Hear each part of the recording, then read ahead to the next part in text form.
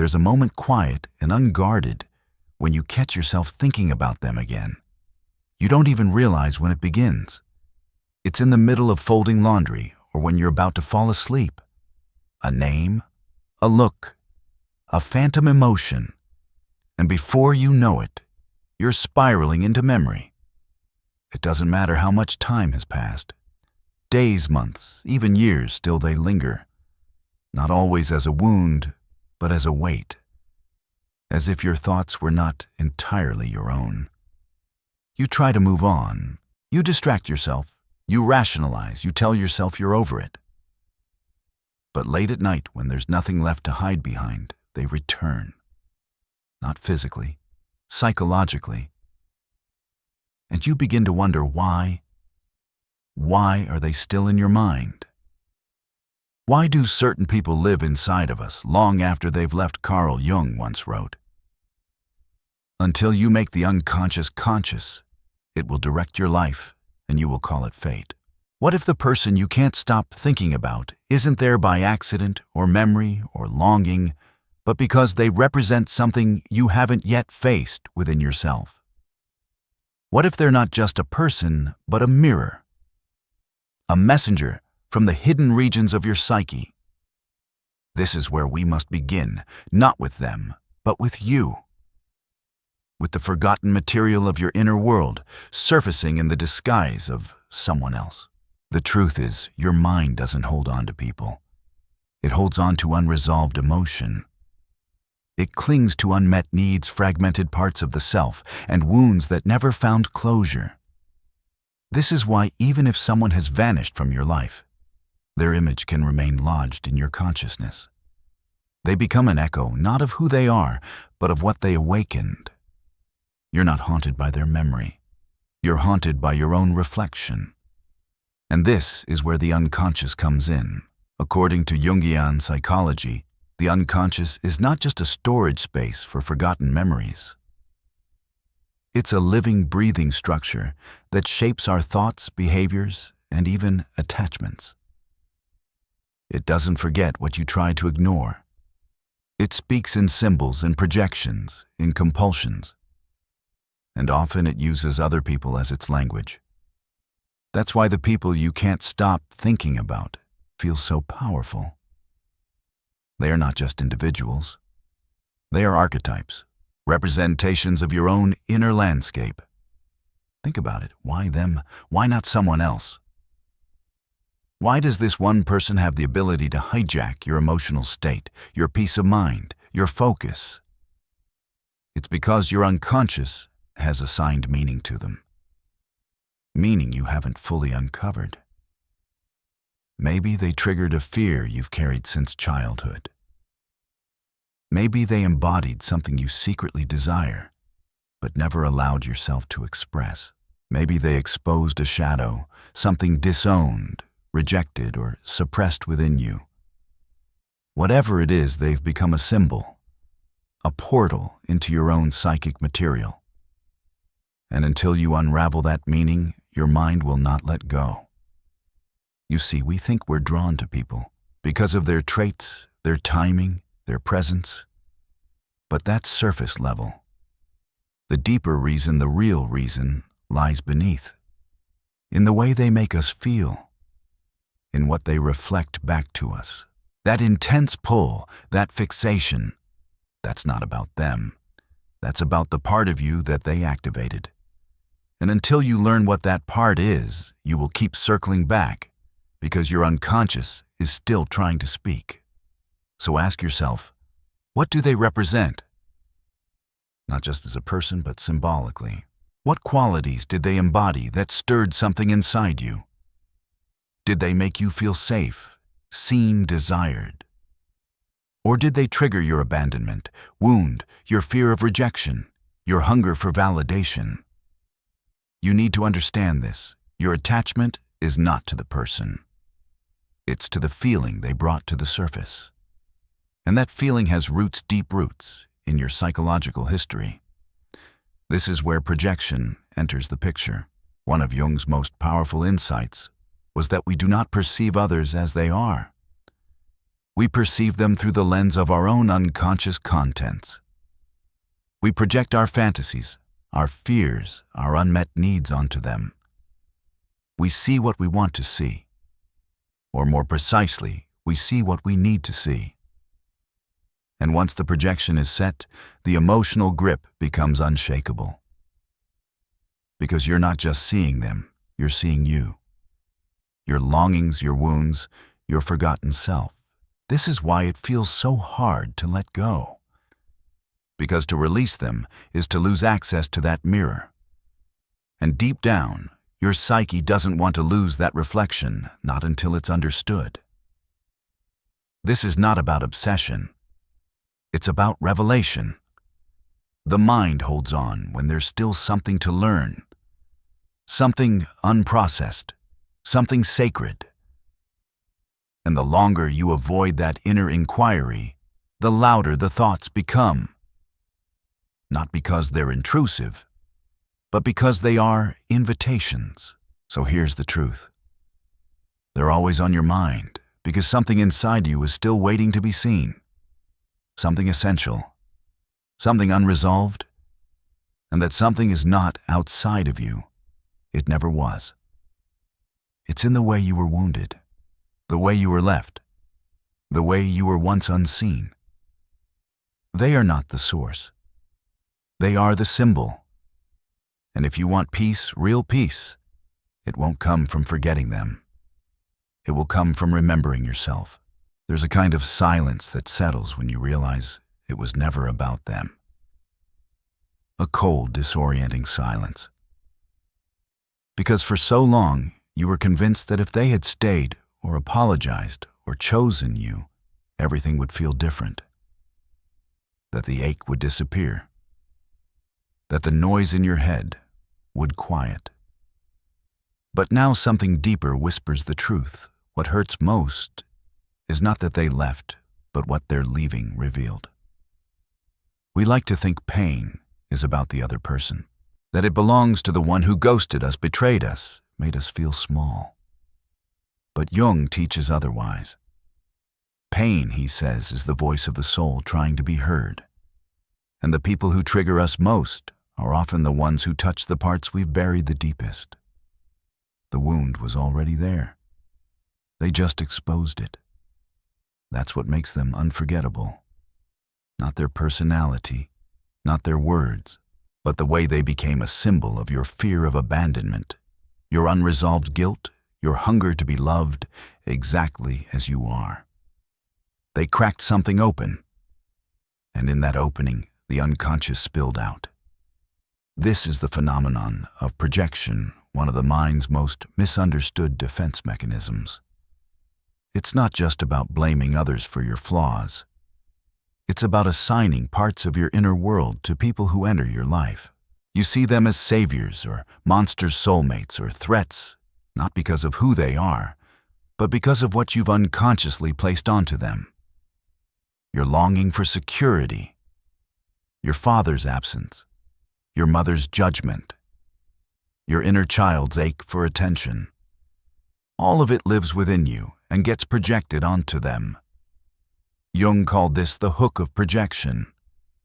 The more emotionally charged the projection, the stronger the attachment. That's why some people feel magnetic, why you can't stop thinking about them. They hold a piece of your unintegrated psyche. You are not obsessed with them, you are obsessed with the part of you they've awakened. Sometimes the people who linger in our minds the longest are not the ones who loved us well, but the ones who made us feel unsafe, unseen, or unworthy. Because those are the feelings your unconscious refuses to bury. It wants resolution. It wants understanding. And until you give it that, your mind will keep reaching backwards, replaying conversations, analyzing every glance, revisiting the emotional chaos in search of meaning. It's not nostalgia. It's psychological repetition. This repetition is not random. It's a pattern. A loop forged in childhood, reinforced in adolescence, and replayed in adulthood. A pattern of chasing love, where love was once withheld. A pattern of over-attaching to those who remind you of an old pain. Schopenhauer once said that we are often doomed to repeat the same mistakes, mistaking familiarity for destiny. And that is precisely what happens when we confuse projection with connection. But here's the painful paradox: the people we're most drawn to are often the worst mirrors, because they reflect not our wholeness, but our fragmentation. You are drawn to them not because they complete you, but because they match the shape of your inner void. And your mind clings to them in the hope that this one time, the story will end differently. That this time, the pain will be healed instead of deepened. Yet, it never does. Because healing doesn't come through repeating the wound. It comes through confronting it. This is where the shadow enters. Jung defined the shadow as the part of ourselves we repress, deny, or disown. It's everything we've judged as unacceptable: our insecurity, rage, neediness, envy, shame. And the more we suppress it, the more it surfaces through projection, often onto the people who disturb our emotional equilibrium. The one who made you feel invisible. They're reflecting your unacknowledged need to be seen. The one who made you feel inferior. They're awakening the part of you that still doubts your worth. This is not romantic. It's revelatory. Because the moment you recognize that they are not the source, but the surface, you begin to reclaim your power. The thoughts become less about them and more about what they signify. They are not your closure. They are your compass. But here's the final layer. The part most people never see. When someone stays in your mind for too long, it's usually because a part of you got trapped in that moment. A younger self, a forgotten emotion, a piece of your identity that still lives in the past. You don't need to forget them, you need to retrieve yourself. Because as long as you're mentally circling them emotionally, you are not whole. A part of your psyche is still waiting, frozen, unfinished longing. This is where healing begins. Not with cutting cords or writing closure letters or forcing yourself to move on, but with listening, with honoring the emotional truth of what they represent, with sitting down in the silence of your own mind and asking, what part of me did they touch? What pain did they bring up? What story am I still trying to rewrite through them? Because until you answer that, they'll stay. Not because they belong in your future, but because your soul still needs something from that encounter. And only you can give it. There's a reason they won't leave your mind. And it has nothing to do with the last thing they said. It has nothing to do with closure or unfinished conversations or the idea that if only things had gone differently, you'd finally feel peace. No. The reason is far more personal and far more hidden. Because what if they're not in your thoughts because of who they are, but because of what they represented? What if your attachment is not about the person, but about the part of yourself you met through them? Carl Jung didn't believe we form emotional bonds purely based on logic or personality. He believed that beneath every conscious attraction, there's a far deeper pattern playing out. Archetypes. These are not fantasies. They're ancient psychic forces, primordial blueprints that shape the way we connect the people we desire, the faces we can't forget. They live in the collective unconscious, but when activated, they take on personal meaning. They feel like destiny. And that's why this one person became unforgettable. It wasn't random. It was archetypal. They awakened something in you. Maybe they embodied the anima or animus, the unconscious feminine or masculine image that lives inside each psyche.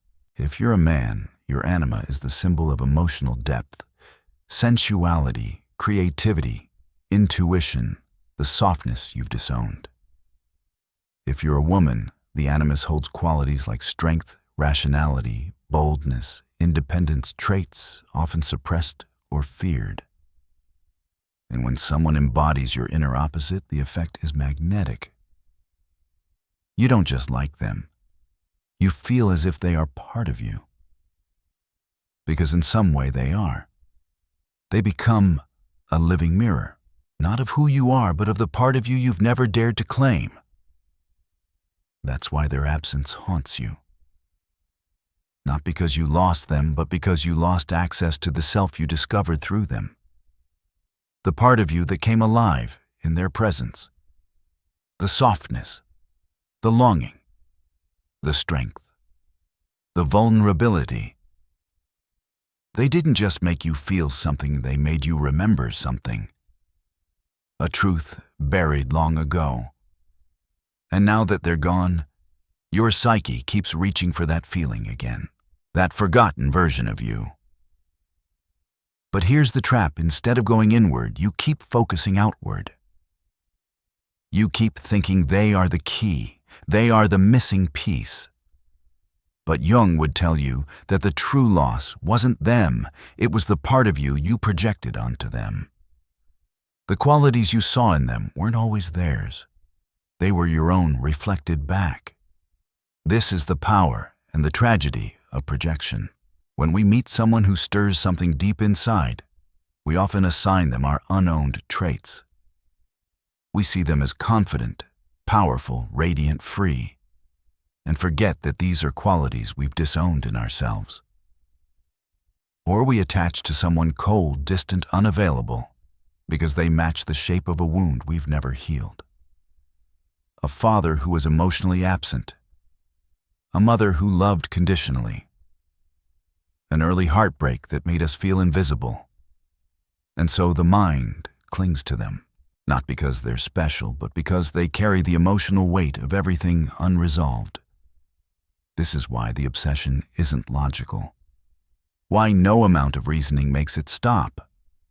Because your psyche isn't chasing them, it's chasing completion, a return to inner wholeness. But it's chasing it in the wrong direction. You don't need to win them back. You need to retrieve the part of yourself you gave away in the hope that they would carry it for you. The part that wanted to be seen. The part that longed to be held. The part that was finally alive and didn't know how to exist without their reflection. And this is where it gets dangerous. Because the more you idolize the person, the more you abandon the self. You keep waiting for them to return and bring that feeling back. But what if they were never the source? What if they were just the mirror? The moment you realize that everything changes, because you start to see that the thoughts that keep you awake at night are not about them at all. They're messages, symbols, echoes of something within you calling to be reclaimed. This is the path Jung called individuation, the process of becoming whole. It begins when you stop chasing your missing pieces in other people and start asking, what have I lost in myself? You stop seeing others as saviors or destroyers and begin seeing them as mirrors. You stop waiting to be healed by someone else and begin the terrifying sacred work of healing yourself. And it's not easy, because this means admitting that the obsession isn't about love. It's about longing, the kind that existed long before they entered your life. The kind that formed in childhood, in neglect, in silence, in years of abandoning yourself in the name of being accepted. That's what they touched. That's what they mirrored. And that's why your mind won't let go. But here's the truth: they can't complete that journey for you. No one can. Because what you're really searching for is you, the version of you that only you can reclaim. The confidence you projected onto them, the tenderness you only allowed in their presence, the self you saw reflected in their eyes. That self is yours. It always was. You just forgot how to hold it, without their gaze. And that's the final step. To take back what you once outsourced. To meet your own eyes in the mirror and say, "You are enough now." Not because they loved you, but because you are finally ready to love the parts they revealed. This is the cost of awakening. But it's also the beginning of freedom. There is a moment, often in silence, when something inside you begins to realize the truth you've been trying not to face. You are not fixated on them. You are fixated on the part of yourself they made you feel, the part that only came alive in their presence, the part that now feels lost without them. You keep thinking it's about the person, about the last words, about the absence, the ending, the memory. But it's not. That's only the surface. The deeper reality is harder to admit. Carl Jung said that what remains unconscious will rule our lives, and we will call it fate, and that's exactly what happens when someone won't leave your mind. You call it love. You call it destiny. You call it a wound. But it's none of those things, not exactly. It's a part of you that has not yet been reclaimed. The reason they live in your thoughts is not because they belong there, but because you haven't yet brought back what you gave away. You handed them your sense of beauty, your sense of being wanted, your emotional aliveness. Maybe you gave them the part of you that felt seen, or the courage you've always suppressed, or the tenderness you never allowed yourself to fully embody. And now that they're gone, your mind keeps circling, trying to retrieve what you lost. But here's the painful truth. The more you fixate on them, the further away from yourself you drift. Because obsession is not about the other, it's about what they symbolized. And symbols have a strange kind of power. They bypass the rational mind and go straight to the soul.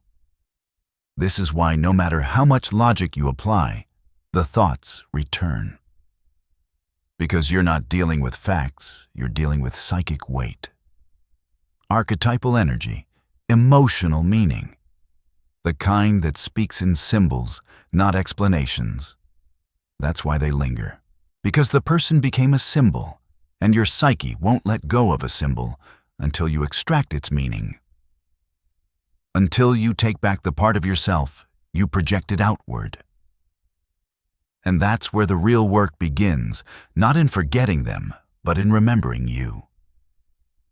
The you that only emerged when they were near. The you that you were too afraid to own. The truth is, you didn't want them, you wanted how you felt with them. You wanted the reflection, the emotional mirror, the forgotten parts of your soul that surfaced in their presence. And now without them, it feels like those parts are fading again. But they're not. They're not gone. They're waiting for you. To turn inward instead of chasing another mirror. To stop trying to get that feeling back through someone else. To recognize that the part of you that came alive wasn't born from them. It was born from you, through them. That's what Jung's process of individuation demands. Not just the retrieval of your shadow, but the withdrawal of your projections. Every time you handed someone else your sense of worth, your power, your beauty, your ability to feel, you fractured. And now the mind is trying to bring you back into wholeness. Not by erasing them, but by helping you see what they represented. This is where most people stop, because it's easier to keep the fantasy alive than to face what you've disowned. It's easier to replay the memories than to reclaim the inner resources they symbolized. But make no mistake, if you don't do this work, the pattern will repeat. Different people, same dynamic, because what you avoid within will continue to appear without. You'll meet someone new and they'll stir something similar. You'll feel the pull, the charge, the mythic sense that this one is different, but it won't be different. Not until you are. You have to become the one who stops needing the mirror, the one who no longer gives their soul away in exchange for temporary reflection. The one who doesn't collapse the moment love leaves the room. And you can. But only when you ask the harder questions, what part of me did I only allow to exist in their presence? What truth did they awaken that I have never dared to live on my own? What wound did they reopen that was never theirs to carry? Because here's what happens if you never ask. You stay stuck in the past, not time-wise, psychologically. You keep chasing closure from people who were never the source of your pain. You keep assigning meaning to memories that have already served their purpose. And you keep mistaking emotional intensity for love. That's the cost of denial. But the reward of truth is this: once you reclaim what they mirrored, they begin to fade. Not in bitterness, not in avoidance, but in peace. Because they were never meant to be your forever. They were meant to be your reminder of what you had abandoned, of what you were ready to reclaim, of the self that was always waiting to be seen, not by them, but by you. And that's the shift. The one that breaks the cycle. The one that makes you whole. They leave your mind the moment you return to yourself. And that return the moment you say, I no longer need them to reflect what I now see in me. That's where individuation begins. That's where longing ends. That's where the thoughts begin to quiet. Because you've heard their message. You've seen the symbol. You've done the work. And now you can finally let go. Not because they're gone, but because you are finally here. You don't want them. You want what they reflect. There's a moment, quiet, unspoken, when you see their name on your screen and something inside you flinches. Not with joy, not even with pain, but with a kind of aching recognition. You're not in love. You're not obsessed. And yet, you keep returning. Their voice, their presence, their silence. It pulls you back in like a tide that knows exactly where your wounds live. You tell yourself it's about them, that if only they would text, first love back, stay close, you'd be okay. But this isn't about them. It never was. You don't want them. You want what they awaken, what they reflect. That mirror they hold up without even trying, the one that flashes images of worth, of desirability, of being finally seen. They became the proof that you exist in the way you secretly hope to lovable chosen enough. And so you confuse their presence with salvation, their absence with death. But sit with this. Really sit with it. When you think about the people you've wanted most, romantically, emotionally, even obsessively, how much of that was really about them? And how much was about the feeling of being wanted by someone like them? Did you even know them fully, deeply, truthfully? Or did you sculpt them from your own unmet needs, projecting fragments of your inner self onto their body, their eyes, their voice? Carl Jung once said, "The meeting of two personalities is like the contact of two chemical substances. If there is any reaction, both are transformed. But often we aren't looking to be transformed. We're looking to be affirmed. And when someone triggers that deep emotional alchemy in us, especially when they don't fully return it, it awakens something primal, something unfinished, something that belongs to our own psyche more than to their person. Think about it. The longing you feel, is it really about them? Or is it about who you feel like you are in their presence? What is it that they give you access to without even knowing? Confidence, value, beauty, safety, a future that feels alive? Or is it that in their attention, you don't have to question your worth? This is where the unconscious becomes visible. This is where shadow work begins. When we're emotionally attached to someone who doesn't truly reciprocate or who exists more in our minds than in our reality, what we're really attached to is an image, a reflection. Not of them, but of who we wish to become. and what we've never fully owned in ourselves. We chase them because we abandoned that part of ourselves long ago. Somewhere in the past, maybe childhood, maybe trauma, maybe heartbreak, you learned that you were not enough. Not lovable unless chosen, not worthy unless pursued, not whole unless reflected in someone else's desire. And so you internalized a belief: if someone who embodies what you secretly crave can love you, then maybe you are redeemable. Maybe the cracks in you are not permanent. Maybe the emptiness has an end. But that kind of longing, it's a trap, a psychological hall of mirrors. Because the more we chase that reflection, the more we abandon ourselves. We let our sense of self-worth become dependent on the gaze of another. We forget that what we want from them already exists in us, or at least it could.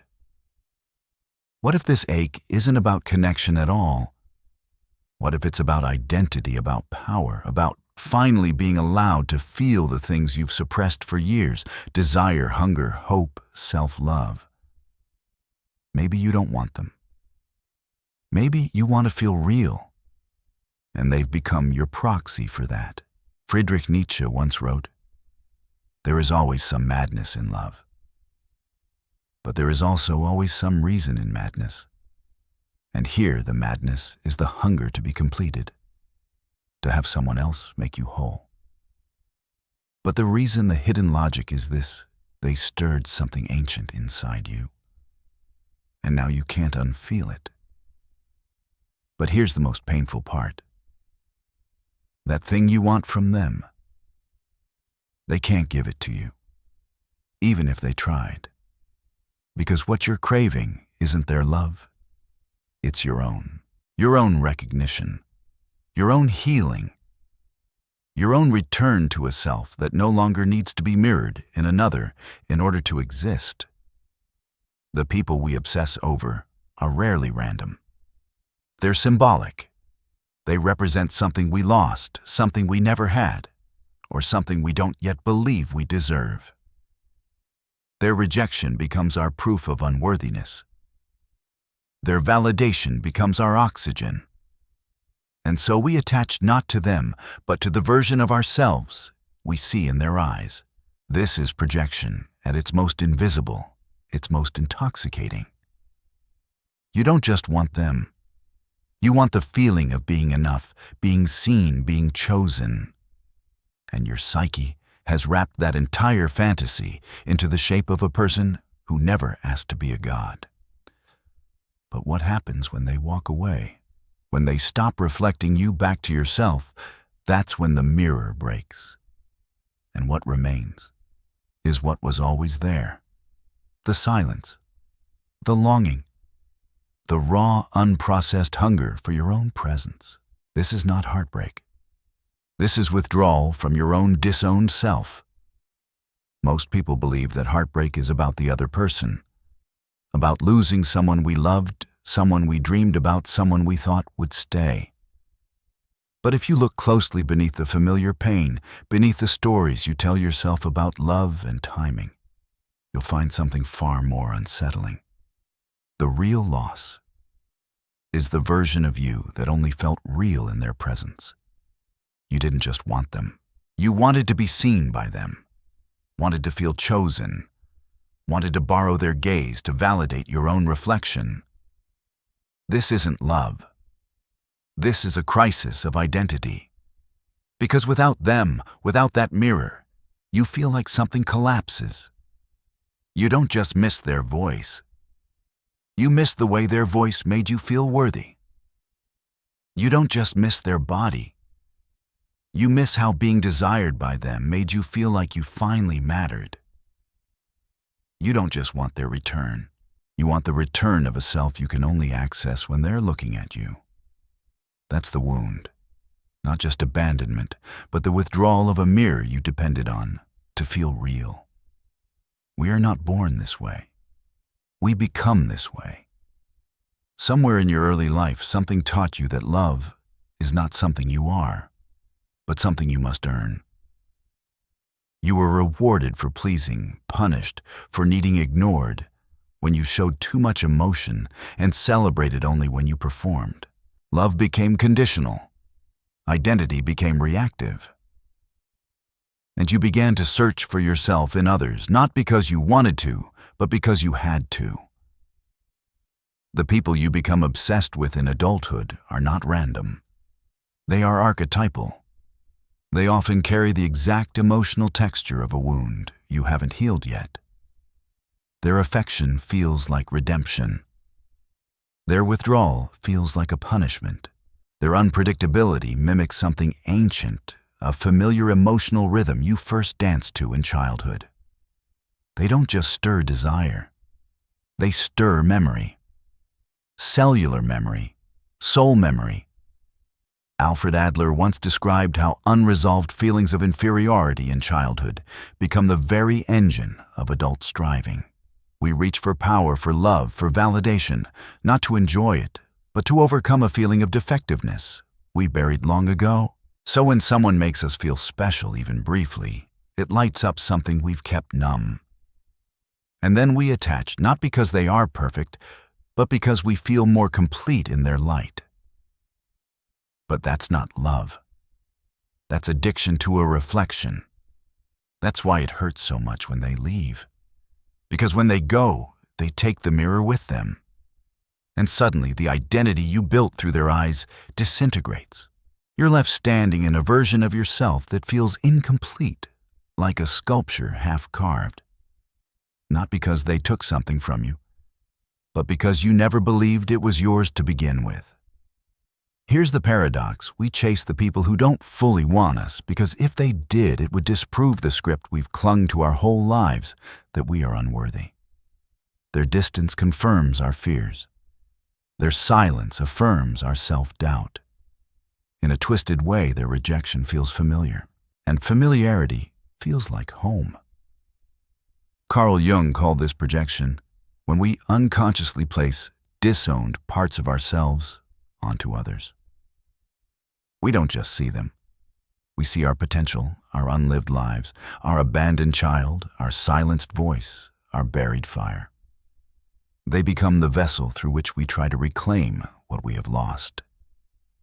But because we don't know we're doing this, we confuse the person with the symbol. And we fall in love with our own unconscious, dressed in the skin of another. That's the tragedy. You think you're chasing them, but you're chasing the part of yourself they woke up. And that's why closure never comes from them. That's why no apology, no reunion, no message will ever be enough. Because they cannot give you what you're truly starving for, the return of your own self-worth. The healing starts when you stop begging the mirror to show you something beautiful and start believing that beauty is already there, even when no one is watching. What they reflected, confidence, desirability, lovability, passion, those weren't gifts they gave you. They were parts of you that were finally allowed to surface in their light. And that means you don't need them to feel that again. You only need to reclaim the part of you that you projected onto them. But that reclamation is painful. Because it means facing what you've spent a lifetime avoiding: your own emptiness, your own neediness, your own hunger for a love you've never known how to give yourself. The ego will resist this truth. It will tell you that if only they had stayed, if only they had chosen you, if only they could see how much you loved them, everything would have been okay. But this is a distraction, because as long as you focus on them, you don't have to face the ache inside you. You don't have to grieve the years you've spent waiting for someone else to make you whole. But wholeness cannot be outsourced. It can only be remembered. Friedrich Nietzsche once said, "He who has a why to live can bear almost any how." What if your why has been hidden inside the pain all along? What if the longing wasn't a curse, but a map, a symbolic signal pointing you toward the very part of you that was ready to come back alive? The truth is this: they were a messenger. That's all. Not your soulmate, not your solution, not your savior. A mirror. And now that the mirror is gone, you must learn to see yourself without it. To grieve not just them, but the illusion they represented. To stand naked in the absence of validation and still choose to believe in your worth. To meet yourself in the dark and say, even here, even now, I am enough. This is not the end of love. It's the beginning of something more honest. Not love as dependency, not love as reflection, but love as integration of the parts of you that you once outsourced. Of the truth that you never needed to be chosen to be whole. You only needed to wake up from the trance of being reflected. It is terrifying to admit that most of what we call love has nothing to do with love at all. It's not intimacy we seek, it's affirmation. It's not connection, it's validation. And what we think we want from another person is often just the emotional proof that we are not as broken, unlovable, or invisible as we fear ourselves to be. This is the quiet truth we don't say out loud. You didn't want them as they really are. You wanted the version of yourself you were allowed to feel in their presence. The one who didn't have to pretend. The one who felt chosen, wanted radiant. You didn't want their flaws. You didn't want their unavailability. You didn't want the ordinary reality of who they actually were. You wanted the fantasy, the symbol, the echo of a childhood dream where someone finally says, you are enough now. You can stop searching. You're home. But that dream is dangerous when it's projected onto real people, because no one can carry that kind of weight. And eventually, they disappoint. They retreat. They don't reflect back the fantasy. And suddenly, you're not grieving them. You're grieving the collapse of the entire emotional universe you built around them. This is why rejection feels like annihilation. It's not just about heartbreak. It's about ego death. A psychological unraveling. You wrapped your sense of worth around another person's attention. And when that attention disappeared, the scaffolding of your identity came crashing down. But here's the brutal and beautiful truth. That collapse is a gift. Because in that empty space beneath the ruins of projection obsession and self-abandonment, you finally have a chance to see yourself clearly. Not through their eyes, not through their silence, but in the raw, trembling mirror of solitude. This is the crucible of transformation. The part no one talks about. The part where you stop running, stop blaming, stop reaching, and instead you feel. You sit with the ache without numbing it. You let the loneliness breathe. You mourn not just them, but the story you told yourself about what their love would mean. Carl Jung believed that the greatest healing comes through individuation, the process of becoming whole, by integrating the fragmented parts of the psyche. And this moment, this pain, is an invitation to begin that process. Because the version of you that was dependent on being mirrored was never whole. It was only surviving. The real you, the one beneath the craving, is not missing. It's buried under years of performance people-pleasing and emotional dependency. And now that the illusion has cracked, that self is calling, quietly, fiercely, it's asking you to remember who you were before you learn to measure your worth through other people's eyes. This is not about becoming stronger, or colder, or more independent. That's still reaction. That's still ego trying to survive. This is about becoming real, not polished, not perfect, but real, whole, undivided, unmirrored. Because the truth is, you cannot be truly loved until you love yourself, not as a cliché, but as a visceral embodiment. You cannot receive what you still believe must be earned. You cannot be chosen while secretly believing that you are unworthy. And so you will keep projecting. You will keep chasing mirrors. You will keep confusing reflection with love until you break the pattern. Until you say, no more. No more giving my power away to people who cannot hold it. No more tying my value to someone else's attention. No more searching for myself in the eyes of those who do not see me. You do not need to be seen to exist. You do not need to be wanted to be worthy. You do not need to be chosen to be whole. The tragedy of human love is that we often approach it from a place of emptiness. We come hoping to be filled. But real love cannot fill what you have not first learned to hold. It can only meet you where you already are. That means the love you crave from others must begin within, not in a romanticized, feel-good way, but in the hard, necessary work of meeting yourself fully, of loving the parts of you that were once rejected, of tending to the wounds that you've spent years trying to cover with someone else's affection. You wanted them to fix it, but that was never their job. That was always yours. And the good news is this: you can start now. Without them. Without the mirror. Without the performance. You can start by asking, what did I see in them that I refuse to see in myself? What did they make me feel that I've never given myself permission to feel without someone else? Maybe it was confidence. Maybe it was aliveness.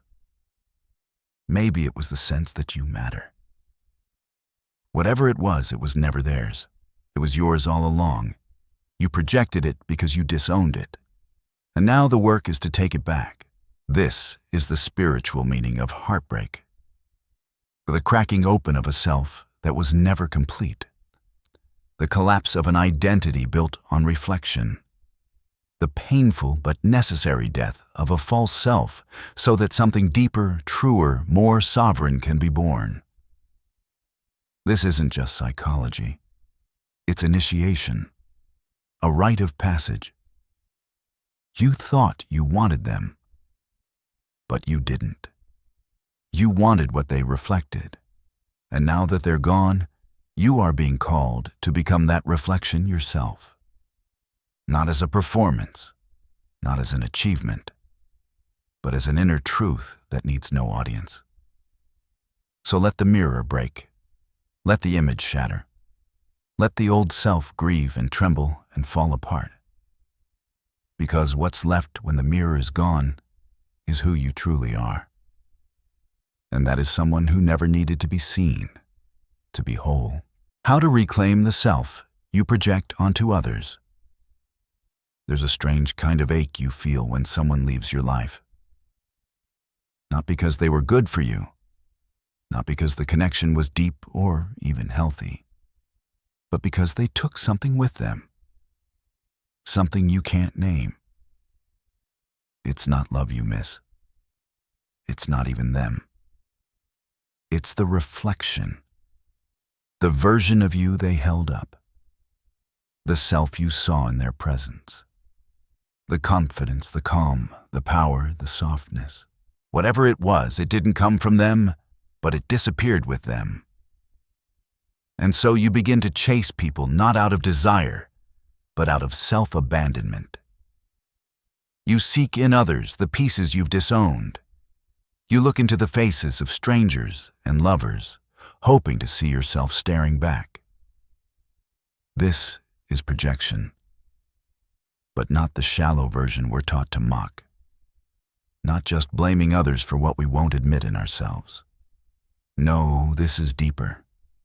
This is spiritual exile. This is when you unconsciously scatter fragments of your identity across the people you admire, envy, desire, or hate.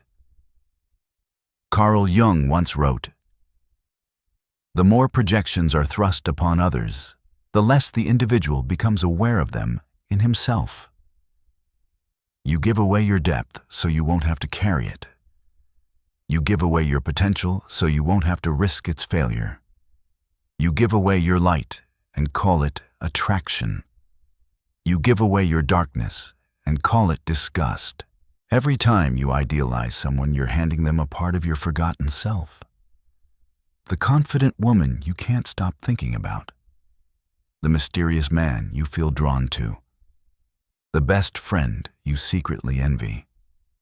They are mirrors for what lies dormant in you. You don't want them. You want what they reflect. And when you finally get close, when the illusion collapses, you're left hollow. Because you thought you were connecting with them. But really you were chasing yourself through their shape. Let's go deeper. Why do we do this?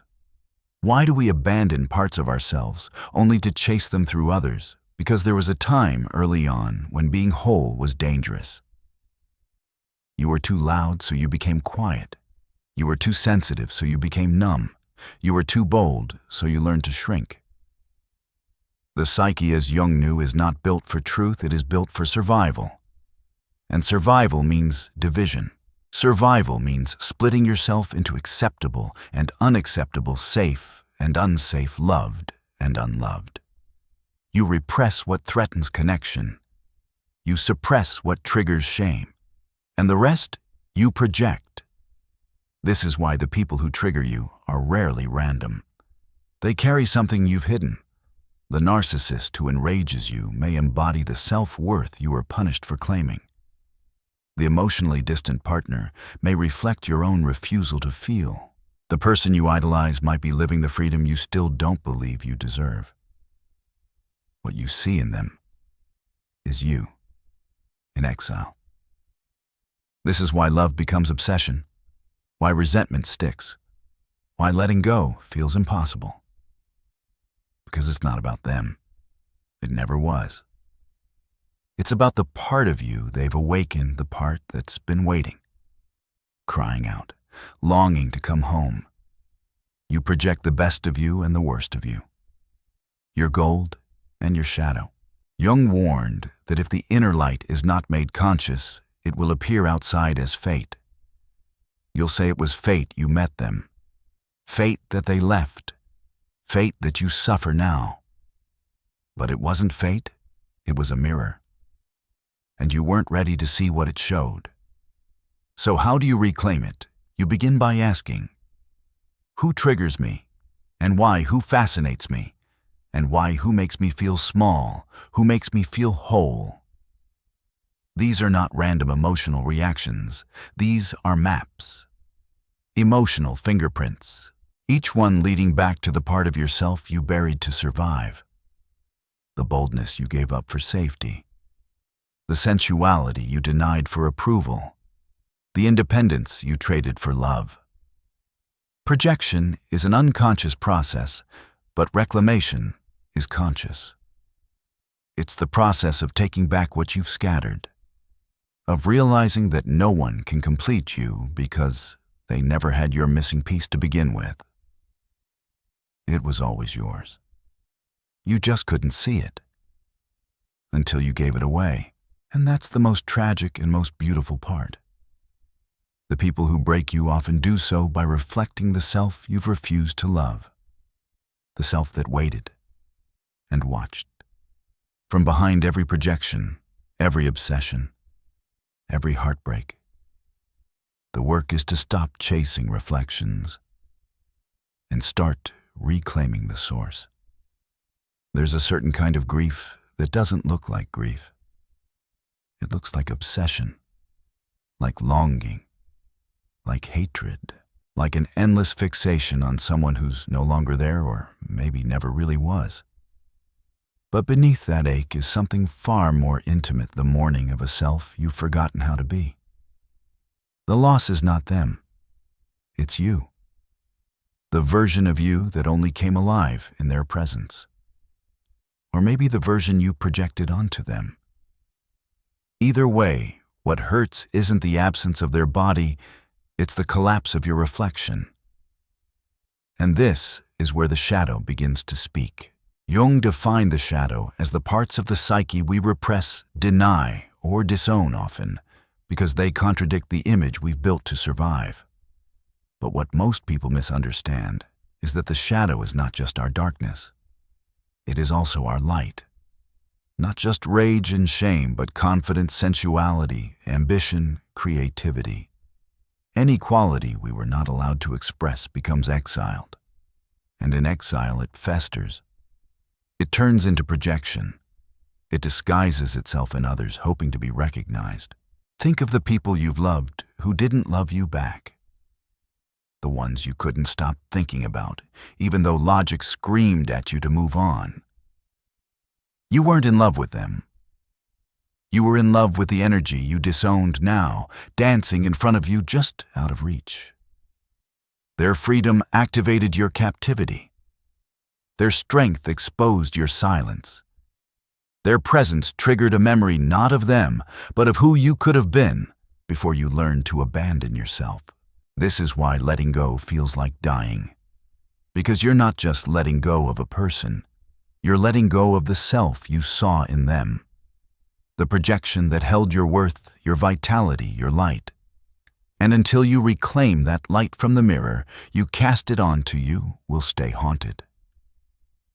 Not by the person, but by the absence of your own wholeness. Let's take this further.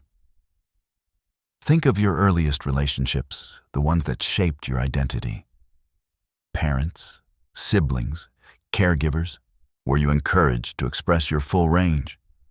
Or were you subtly or violently shaped into something more acceptable? Were you rewarded for being quiet, polite, and useful? Were you punished for being loud, angry, wild, or too much? The answers lie in your body. In the tension in your shoulders when you speak up. In the tightness in your chest when you say no. In the shame that surges when you imagine being fully seen. This is the original wound, the root of all projection. You were taught that certain parts of you were dangerous, so you split yourself. The socially acceptable fragments became your persona, and the rest they were buried into the shadow. But the psyche is not static. What is repressed doesn't disappear. It just waits. And when it senses someone who embodies what you've lost, it latches on. Not to them, but to the memory. The memory of wholeness. The woman who intimidates you isn't threatening.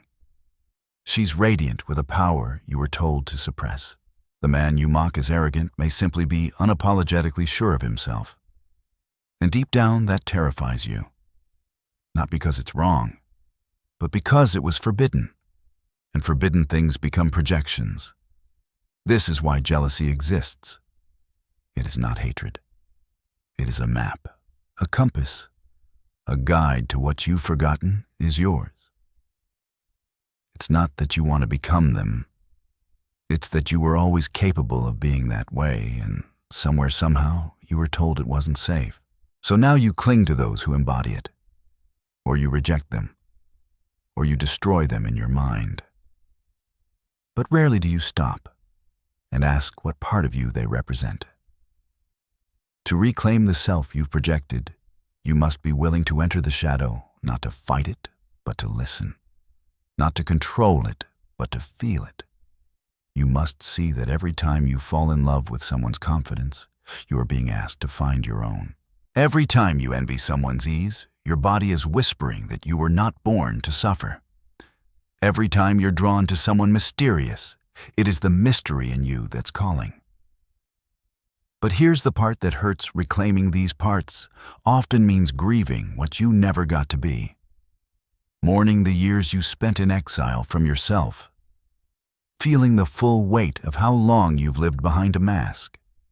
And it also means taking radical responsibility. You cannot keep chasing people to feel alive.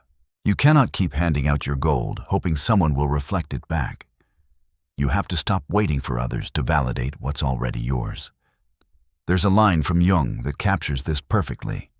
One does not become enlightened by imagining figures of light, but by making the darkness conscious. The projection is the figure of light, but the reclamation is the work. The descent The confrontation, the slow, quiet return to the parts of you that were never truly gone, only hidden, only afraid. And when you stop looking for your reflection in others, something shifts. You begin to see people clearly not as vessels for your unmet needs, not as idols or enemies, but as humans, fallible, flawed, and no longer responsible for your soul. And in that clarity, the self begins to reassemble. Not the self you show to survive, but the self that watches, waits, and finally returns. There comes a moment, quiet, unceremonious, when the chase loses its power. When the person you once thought held your salvation now appears ordinary. Not because they've changed, but because you have. You've retrieved the projection. You've taken back the fire you thought they gave you. And in its place, there's a strange silence. A mourning, yes, but also a clarity. You begin to see, maybe for the first time, that what you wanted from them was always a message from you. This is the beginning of wholeness, not the wholeness sold in spiritual slogans or self-help books, not a final state of peace or permanent happiness, but something far more honest, a return, a reckoning, a radical homecoming to everything you exiled, the rage, the desire, the confidence, the magic. It all begins to stir again. Not because someone loves you, not because you've achieved something, but because you've stopped pretending it wasn't yours. You've stopped trying to seduce your self-worth out of someone else's eyes. This is not a clean process. It's raw, it's disorienting. It strips you of identities you didn't know you were clinging to.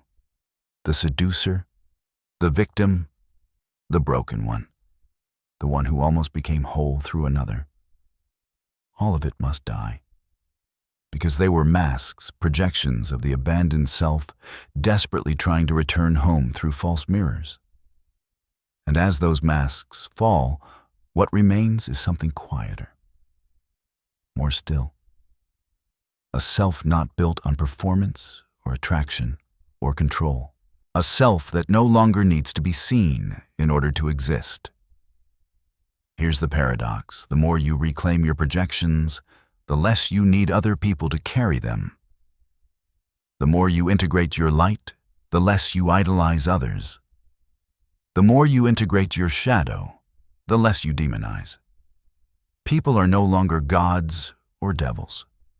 They are mirrors, yes, but now they reflect, not define.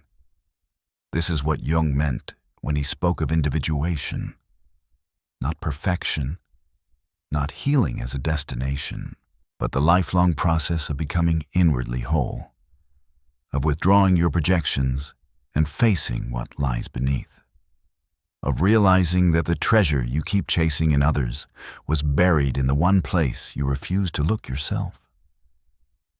And yet, there is still resistance, always. Because the psyche is not just made of wounds, it's made of defenses. And some of those defenses have kept you alive. The projection wasn't just a mistake, it was a strategy. It helped you survive love that wasn't safe. It helped you avoid truths you weren't ready for. It gave you meaning when the real self felt too far away to find. So be gentle as you dismantle it. Grieve, but don't blame. Forgive yourself for the years spent chasing ghosts of your reflection. Because here's the truth. No time was wasted. Every projection taught you where to look. Every heartbreak revealed what you had given away. Every obsession showed you where you were still lost. The other was never the answer, but they were the question. And every time you asked it, something in you stirred. To reclaim the self you project onto others is not to become someone new. It is to recover what was never truly gone, only hidden under shame, under silence, under fear. The qualities you admire in others are already yours. You've just forgotten how to embody them. The traits that repulse you may also be yours, distorted and repressed, but waiting to be seen, not as evil, but as misunderstood. The totality of who you are is not pure, not perfect, not safe, but it is real. And realness is the first condition of wholeness. You may still find yourself projecting. That's normal. The psyche doesn't dissolve its habits overnight. But now you'll notice. Now you'll pause. You'll feel the pull and ask, what part of me have I abandoned? And that question asked with sincerity begins the spiral inward. Each projection becomes an invitation. Each emotional trigger, a breadcrumb. Each fascination, a doorway. This is not a linear path. You will forget. You will fall back into longing, into envy, into blame. But now you know what it means. Now you know what's beneath. And that knowing is power. Quiet power. Not the kind that conquers, but the kind that integrates, that listens, that reclaims. In the end, no one completes you. No one saves you, because no one is you. And what you truly long for is not to be reflected, but to be known inwardly totally, without needing the mirror at all. There is a quiet moment after awareness, after the projections fall, and the mirrors crack where something even more difficult begins. Not the reclaiming, but the reckoning.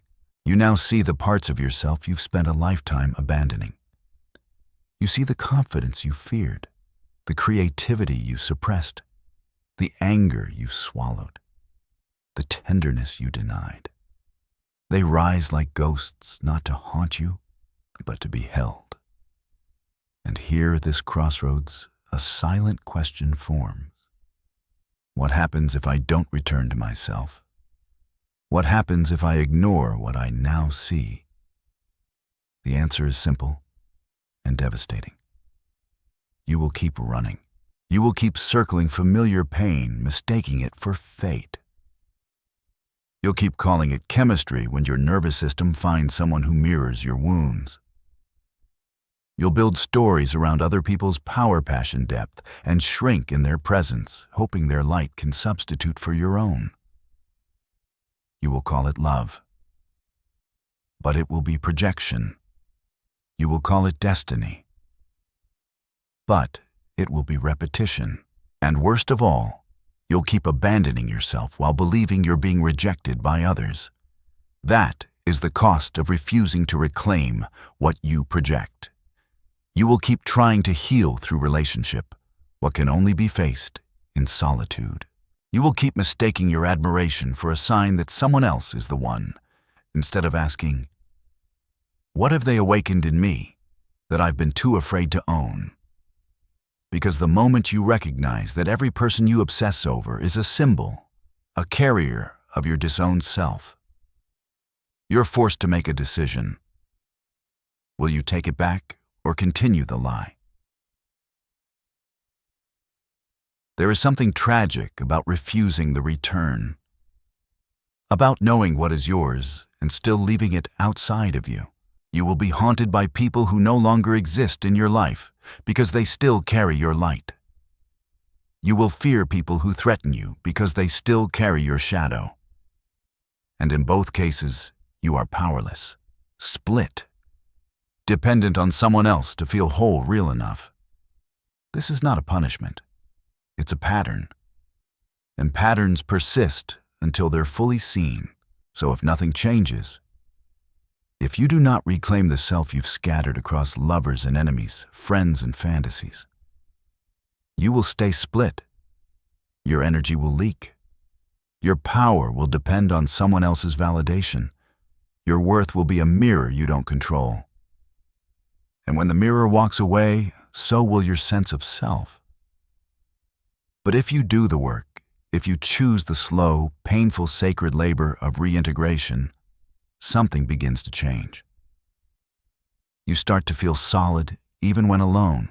You start to admire someone without collapsing your identity into theirs. you start to see beauty in others without losing the beauty in you. You stop reaching out in desperation and begin reaching inward with reverence. And the most miraculous thing, you become whole enough to love, not from need or fear or projection, but from presence, from truth, from choice. This is not about becoming invulnerable. It's about becoming honest. It's not about never falling into projection again. It's about having the awareness to say, this is not them. This is me. It's about moving from unconscious longing to conscious embodiment. Nietzsche once said, one must still have chaos in oneself to give birth to a dancing star. That chaos, the fragmentation, the projection, the self-abandonment, is not your enemy. It is the beginning of your return.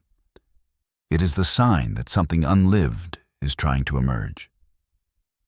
Something exiled is trying to come home. And when it does, when you take back what you've given away, when you stop looking for yourself in the eyes of someone else and begin to feel it raw and unfiltered in your own reflection, you'll understand something simple and terrifying and holy. You were never chasing them. You were chasing you. And now, you are found.